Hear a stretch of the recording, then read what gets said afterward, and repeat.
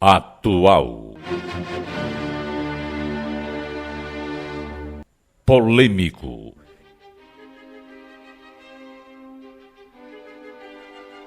Verdadeiro. Sovaco de cobra, mais que uma marca, um marco. Cartório Paris, participando do desenvolvimento de Juazeiro do Norte. O Cartório Paris hoje conta com tabelionato de protestos de títulos, tabelionato de notas escrituras públicas, escrituras particulares, autenticações e reconhecimento de firmas, registro civil de nascimento, casamento e óbito, registro de pessoas jurídicas, registro civil de títulos e documentos, tabelião Maxwell Paris, tabelião Carla Xavier. Cartório Paris, Rua São Luís 161, Centro, em frente à Caixa d'Água da Cagesse. Fone 3511-0088.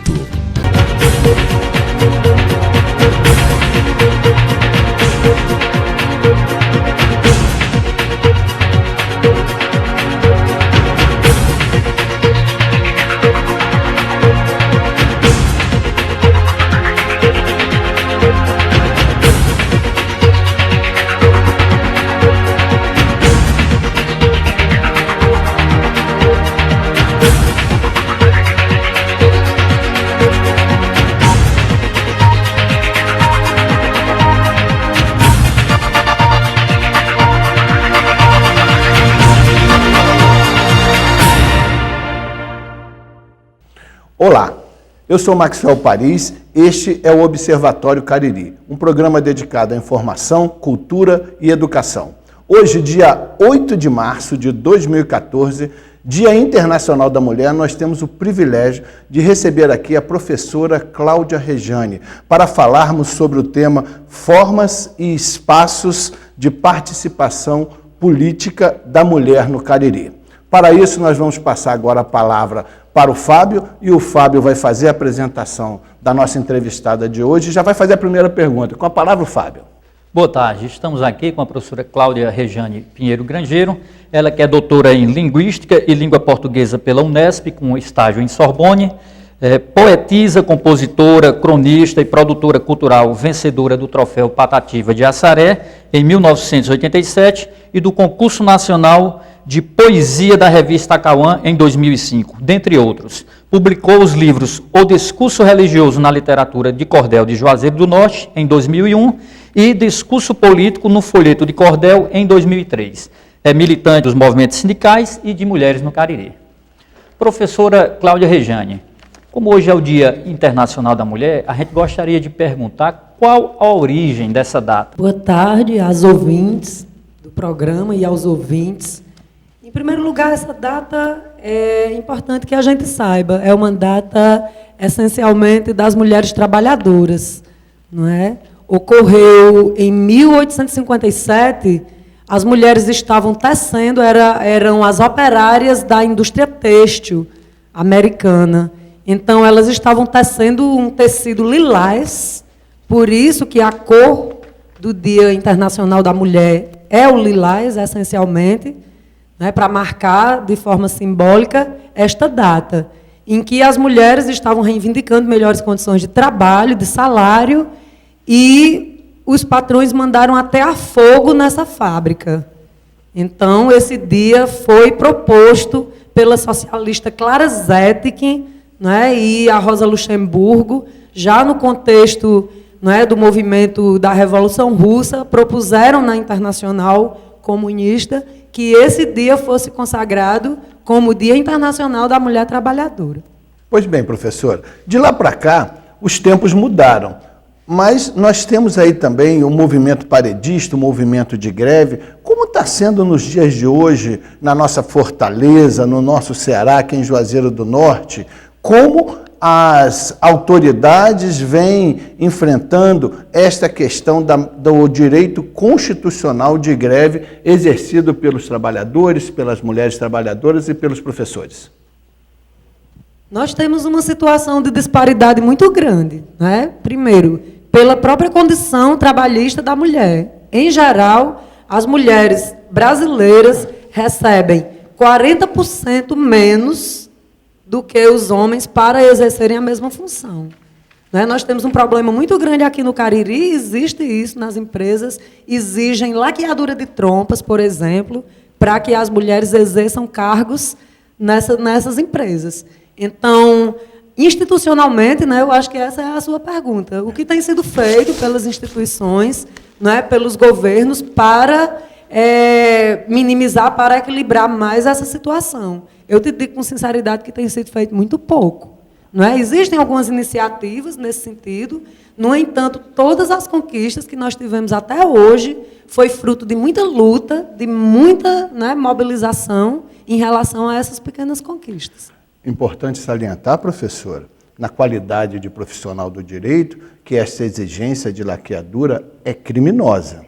E também a exigência de exame de gravidez antes da admissão é criminosa. Então, nada impede que as pessoas que sofrem esse constrangimento ilegal, ou melhor, que as mulheres que sofrem esse constrangimento ilegal, procurem uma delegacia de polícia, façam um boletim de ocorrência, e o fórum próprio para ser discutido isso é na Justiça do Trabalho, porque deve ser respeitado o direito da mulher, inclusive o direito de ser mãe, evidentemente. Professora, nós estamos aqui com o seu trabalho na mão e nós temos aqui algumas questões muito bonitas. Eu li o seu livro, o professor Fábio também leu o seu livro, nós gostamos muito do material. E o movimento da mulher aqui no Cariri, os movimentos sociais, o que a senhora poderia nos falar sobre a Marcha das Vadias, sobre o GRUNEC? Rapidamente, o que a senhora pode nos dizer sobre isso? O movimento feminista, né, nós nos reivindicamos feministas, apesar dessa palavra ser marcada, né, ter muita incompreensão a respeito dessa palavra, né, só esclarecer um pouco sobre isso, de forma breve. O feminismo não é um movimento contra os homens, de forma alguma. Né, como diz um dos slogans do movimento, quando uma mulher avança, nenhum homem retrocede. É verdade. Né? Então, a luta pelos direitos das mulheres é uma luta pelos direitos humanos, pelos direitos da humanidade. Não é? Porque é da mulher que é gerado, né? Que é gerada toda a humanidade. O movimento feminista tem que contar com o apoio e com a participação também dos homens. Exatamente. Existem muitos homens feministas, não é, que estão no movimento e esse movimento é unificado. Então, aqui no Cariri, nós temos vários movimentos sociais que trabalham com essa temática. Nós temos o GRUNEC, que é o Grupo de Valorização Negra do Cariri, que, apesar de ter essa temática, não é, étnica, né, da questão da defesa dos negros, tem uma presença muito forte, não é, com a Verônica Alves, com a Verônica Neves, perdão, a Carla Alves, a Valéria, não é, que tem uma presença forte das mulheres no comando desse movimento. Não é? É um movimento importante, das ações mais importantes do GRUNEC foi fazer o mapeamento das comunidades quilombolas da região do Cariri. É um mito que não existem negros no Ceará, não é? Mas esse grupo descobriu 26 comunidades quilombolas só no Cariri. E dentro dessas comunidades, não é, rurais e quilombolas, tem a presença muito forte das mulheres, inclusive mulheres que criam os filhos sozinhas com muita dificuldade, porque os maridos vão embora para outras localidades e as deixam, né, para cuidar da família sozinhas. Então, o GRUNEC tem o movimento da Marcha das Vadias, né? Esse eu tenho bastante curiosidade, porque é um movimento diferenciado e que provoca uma certa reação da sociedade, mas, pelo que eu percebi, a sociedade vem apoiando também. Fala para nós um pouquinho sobre a Marcha das Vadias, professora. Em primeiro lugar, esclarecer o nome, não é? As pessoas perguntam para a gente, né? Mas vocês vão para a rua, né, dizer que são vadias, essa palavra tão pejorativa, tão discriminativa com as mulheres, é uma ironia, né? Na realidade, tem que se entender, o objetivo é ressignificar, é dar outro significado às palavras. Professora, a Marcha das Vadias, ela tem origem onde? Aliás, em 2010, no Canadá, na Universidade de Toronto, estava havendo muitos estupros dentro da universidade. Então, um policial foi convidado para esclarecer, né, explicar para as meninas como é que elas deveriam se fazer para se prevenir dos estupros. Então, o que foi que ele falou? Que a principal coisa que elas deveriam fazer era parar de se vestir como umas vadias. Né? Então, houve uma reação muito grande das mulheres, houve um protesto, 2.000 mulheres no Canadá, depois esse movimento se espalhou pelo mundo, chegou em São Paulo, chegou no Rio de Janeiro, e aqui no Cariri já ocorreram 3 adições desse movimento, questionando esse discurso de culpabilização da vítima pelos estupros. A culpa de quem estupra é do estuprador, tá certo? Em última instância, é do estuprador. A culpa de quem estupra, a culpa do estupro não é de quem se veste com um shortinho, com sainha curta, como diz também um dos slogans do movimento, né? Que é uma paródia daquela musiquinha conhecida, que é assim: eu só quero é ser feliz, andar tranquilamente com a roupa que eu escolhi e poder me assegurar que de burca ou de shortinho todos vão me respeitar. Perfeito. Então, esse é o objetivo da Marcha das Vadias, Professora, dentre outros. Certo. Tem quem diga que com a chegada de Dilma à presidência da República, a mulher chegou no poder. No entanto, em seu livro, O Discurso Político no Folheto de Cordel, você aborda com muita propriedade as eleições de 2000, onde tinha uma forte candidata, que era a Iris Tavares, e que ela foi estigmatizada, né? E um dos pontos em que o Cordel a estigmatizava era justamente o fato dela ser mulher. Será que realmente o fato de nós termos uma presidente, uma mulher, isso significa que a mulher chegou ao poder no Brasil? A resposta bem objetiva é não, né? Tem um cartaz de um grupo de mulheres de São Paulo chamado Pão e Rosas, que sintetiza muito bem esse pensamento. O que dizia o cartaz? Nós não somos uma mulher no poder. Precisamos ser milhares nas ruas para garantir os nossos direitos. O fato de existir uma primeira mulher presidente do Brasil, nós entendemos que é um avanço, né, do ponto de vista simbólico, do ponto de vista pedagógico. Né? O fato de ter uma mulher no poder já indica que as mulheres são capazes de exercer o poder, e isso é importante. No entanto, não é um governo que vem pautando a sua atuação, né, em defesa dos direitos das mulheres. Por exemplo, o que é que nós colocamos como exemplo disso? A retirada da verba para a aplicação e o aprofundamento da Lei Maria da Penha. Esse é um exemplo. Outro exemplo, a assunção, né, da postura do governo, da presidenta Dilma, em manter na presidência da Comissão de Direitos Humanos, né, do Congresso, o pastor Feliciano, que né, conhecidamente, ele assume absolutamente essa postura, né, homofóbica, sexista, né, esse discurso religioso que quer interferir nos direitos civis e no nosso Estado laico. Mas, professora, partindo especificamente aqui da realidade do Cariri, né, de sua análise sobre a eleição de 2000, que é feita no seu livro, como a senhora enxerga o espaço da mulher, as conquistas da mulher, as lutas das mulheres aqui em nossa região? Aqui na nossa região tem tido avanços graças à nossa luta e à nossa mobilização. Um dos avanços que nós tivemos nos últimos anos, uma das nossas grandes conquistas, foram os 2 centros de referência da mulher. No Crato, né? Um no Crato e outro em Juazeiro do Norte. São espaços, de certa forma, restritos. Não é ainda o que seria interessante, mas é uma grande conquista, um grande avanço. A mulher ter um local onde ela vai, não é? As mulheres vítimas de violência, que tem toda uma assessoria, toda uma assistência, não é? Em vários aspectos, né? Jurídica, Professora, psicológica. Nessa questão da violência contra a mulher, nós caminhamos muito. Nós tivemos lá o projeto de lei de autoria da Jandira Fegali, onde foi criminalizada essa conduta, e nós vimos lá a mudança de alguns paradigmas. A primeira situação que acontecia é que a mulher agredida, ela era obrigada a sair de casa. Ela era agredida e expulsa de casa. E a lei já caminhou, inclusive dando a possibilidade de afastamento do agressor de casa. Esse paradigma já foi uma mudança, mas nós vemos ainda a necessidade de que o Poder Judiciário se adeque melhor com a colocação lá de psicólogos, de assistentes sociais, de abrigos, porque às vezes a situação é tão violenta que precisa abrigar a mulher, precisa abrigar os filhos.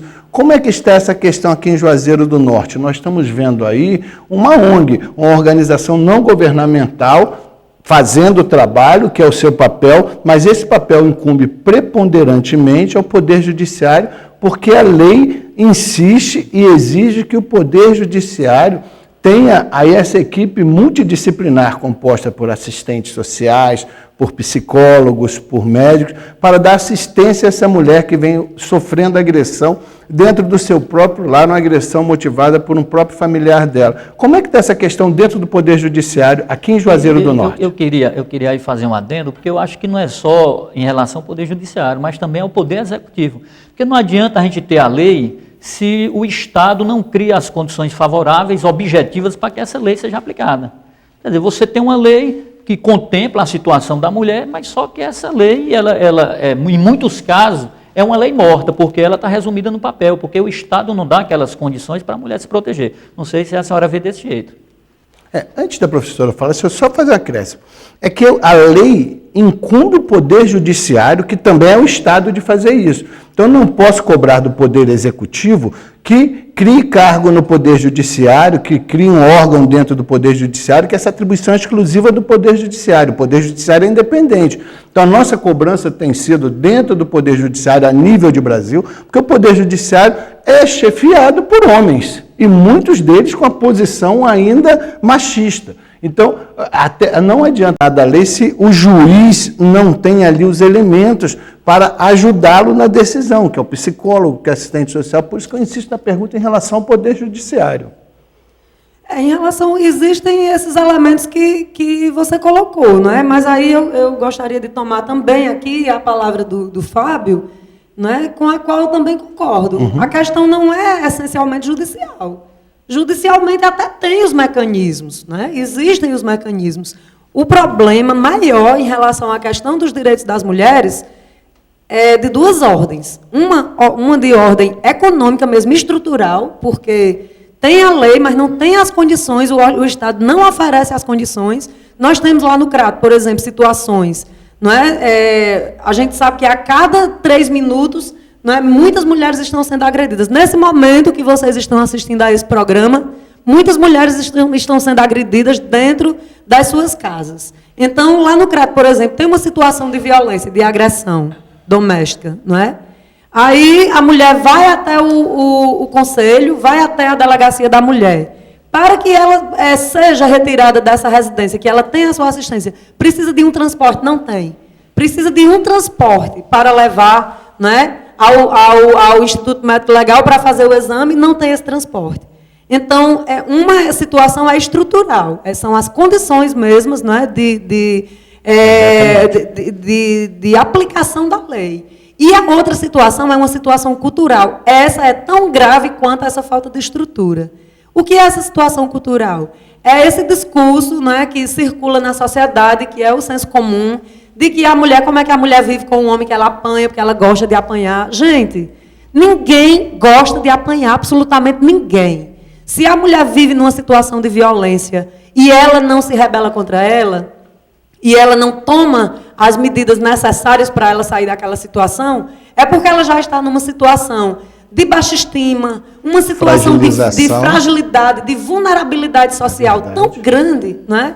Que ela não tem condições de reagir. E muitas vezes uma dependência financeira total, né? Que ela diz, não, vou sair daqui, vai para onde? Como é que fica a situação dos meus filhos? Tem isso também, né?